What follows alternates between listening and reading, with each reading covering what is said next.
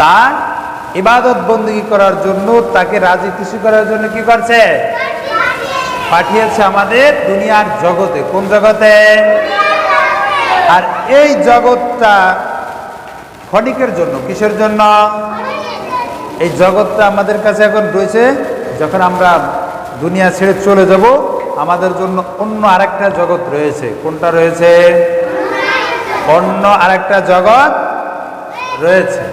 আমরা সকলে কি এখন জীবিত না? আমাদের মা বাবা জীবিত না? অনেকের দাদা মারা গেছে, গেছে না?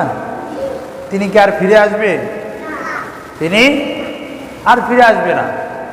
একটা সময় আসবে আমাদের বাবাও আর ফিরে আসবে না, চলে যাবে। মাও চলে যাবে। একটা সময় আসবে কি আমরাও চলে যাব, যাব না? যাওয়ার পরে আমাদেরকে কি করতে হবে? আল্লাহ তাআলার কাছে কি জবাবদিহিতা রয়েছে। কি রয়েছে? আল্লাহ তাআলা আমাদেরকে পাঠাইছে, তখন আমাদের জবাবদিহিতা আছে না? এখান থেকে মাদ্রাসা থেকে যদি আমি কাউকে পাঠাই যে বাজারে যাও, বাজারে যে কিছু কিনে নিয়ে আসো, তখন কি বাজারে যে আমি পাঠাইছি বাজার থেকে কিছু কিনে এনে আমার কাছে আসবে না যে কি কিনলা বা কি পাইছো কি না পাও নাই, এটা আমাকে বলবে না? আমার কাছে, আমি যেহেতু পাঠাইছি আমার কাছে জবাবদিহিতা আছে। এজন্য আল্লাহ তাআলা আমাদেরকে দুনিয়ার ভিতরে পাঠাইছে, এজন্য আল্লাহর কাছে আমাদের জবাবদিহিতা রয়েছে। এজন্য আমরা দুনিয়া সর্বোত্তম ওই ব্যক্তি। কোন ব্যক্তি? ওই ব্যক্তি যে নিজে কোরআন শেখে এবং অন্যকে কি করে? শিক্ষা দেয়। সর্বোত্তম ওই ব্যক্তি দুনিয়ার ভিতরে। নাকি সবচেয়ে টাকা যার বেশি হে সর্বোত্তম ব্যক্তি? না। দুনিয়াতে কি বলছেন? খায়রুকুম মান তাআল্লামাল কুরআনা ওয়া আল্লামা। সর্বোত্তম ওই ব্যক্তি যে নিজে কোরআন শেখে, অন্যকে কি করে? শেখায়। অন্যকে শেখার জন্য কি উৎসাহ করে। কথা বুঝে আসছে? তাহলে যে কথা করছিলাম, এই দুনিয়ার ভিতরে আল্লাহ তাআলা আপনাদেরকে আমাদেরকে পাঠাইছে তার ইবাদত বন্দেগী করার জন্য। ঠিক নেই? ইবাদত বন্দেগী করে যদি যেতে পারি আমরা এই দুনিয়া ছেড়ে চলে যাব আমরা কবরের ভিতর। কোথায়? কবরের ভিতর। কবর থেকে আল্লাহ তাআলা ওই যে একটা জগতের কথা বললাম, দুনিয়া একটা জগৎ, আখিরাত আর একটা জগৎ।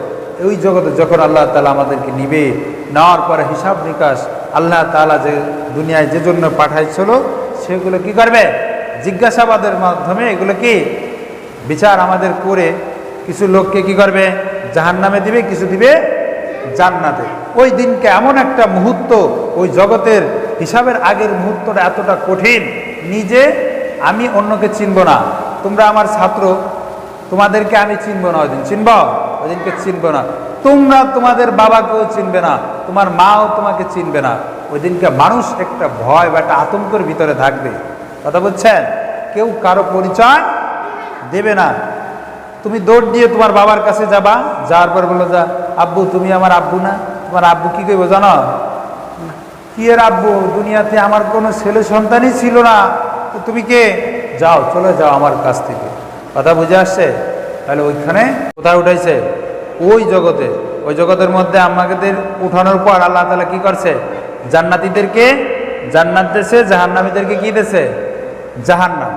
জান্নাতীরা জান্নাতে বসে তাদের একটা ইচ্ছা জাগবে যে আরে আমার কত প্রতিবেশী ছিল, আমার কত ভাই বেরাদার ছিল, আমার মা বাবা ছিল, আমার আত্মীয় স্বজন ছিল, তারা কোথায়? কোথায় যে এটা মনে পড়ছে? জান্নাতের ভিতর যে। আর জাহান্নামীর ভিতরে খালি আফসোস থাকবে। কি থাকবে? আফসোস থাকবে। আরে ওই লোকটা আমার সাথে চলতো, ওই লোকটার সাথে আমি চলাফেরা করেছি, এর সাথে একসাথে মাদ্রাসায় গেছি, ঠিকমতো ও যায় নাই, আমি ঠিকমতো যে আলেম হয়েছি, আমি নেক আমল করেছি, আমি নামাজ পড়েছি, আল্লাহ তাআলা আমাকে জান্নাত দিয়েছে, আর ওই লোকটাকে কি করছে? জাহান্নামের আগুনের ভিতর ফেলেছে। কত কষ্ট করতেছে। আর আল্লাহ তাআলাকে আমাদেরকে কত শান্তিতে রাখছে। জাহান্নামে ওইখানে বসে কি কইব? যে ওই তো আমাদের পাশের বাড়ির লোক, ও জান্নাতে গেল, ও যখন নামাজ পড়তে যেত আমাদের ডাকছে, আমি তো যাইনি। আমি বলছি কি পরে যাব।